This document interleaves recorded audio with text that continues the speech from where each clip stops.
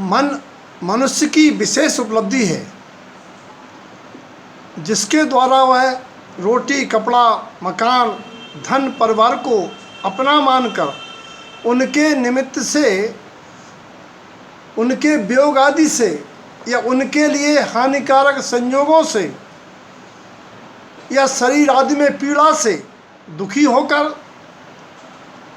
दुर्गति का मार्ग बनाता है, और वहीं शरीर के बारे में अपनी झूठी मान्यता से उस सुख के लिए धनार्जन, फालतू की बातें, लोगों से मिलना, काम वासना आदि एवं दूसरों का घात, ऐसे अनेक पाप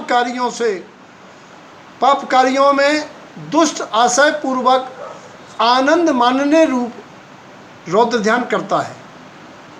और वहीं मन के द्वारा इस शरीर सहित उपरोक्त सभी संयोगी पदार्थों को अपने से भिन्न मानकर, आत्मा को इनसे अलग मानकर उसका मनन कर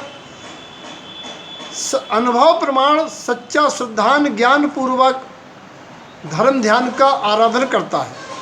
धर्म ध्यान के 4 भेद होते हैं: आज्ञा विचय, तीर्थंकर परमात्मा की आज्ञा का विचार करना; अपाय विचय, संसार के दुख के कारण का विचार कर उनसे छूटने का चिंतन करना; और तीसरा विपाक विचय, कर्म के फलों को अनुभव करके उन दुखद कर्मों के आश्रय से बचने का उपाय ढूंढना; चौथा संस्थान विचय, कि एक लोक फैक्ट्री की तरह है, जिस फैक्ट्री में कितने ही कर्मी अलग अलग प्रकार का वेतन, सुख सुविधाएं पाते हैं, वहीं उन्हें निकाल दिया जाता है और दुख पाते हैं।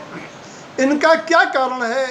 ऐसे ही संसार का आकार क्या है, और संसार के में रहने वाले 4 गति 84 लाख योनियों में कौन, कैसा और क्यों, इसका चिंतन करना और उनसे मुक्त होकर अपने आत्मा को आत्मा का ज्ञानाकार रूप एवं आत्मा के स्वभाव का चिंतन कर शुद्ध परमात्मा के समान अनुभव कर मुक्ति मार्ग पर आरूढ़ होना, ये धर्म ध्यान हुआ। क्योंकि आर्त ध्यान के कारण से पशुगति और रौद्र ध्यान से नरक गति की प्राप्त होती है। इन दुर्गतियों से बचने के लिए प्राणी को धर्म ध्यान का आराधन अति आवश्यक है। उसी के द्वारा शुक्ल ध्यान से मुक्ति की प्राप्ति संभव है। ध्यान अपने चित्त का एक पदार्थ पर स्थिर रहना ध्यान है। आज हम ध्यान के अंतर्गत पदस्थ ध्यान की चर्चा करेंगे। पदस्थ ध्यान मंत्र एवं अक्षर स्वर व्यंजनों से निर्मित शब्द एवं शब्दों के समय रूप पद वाक्यों के चिंतन में चित्त को स्थिर करना पदस्थ ध्यान है।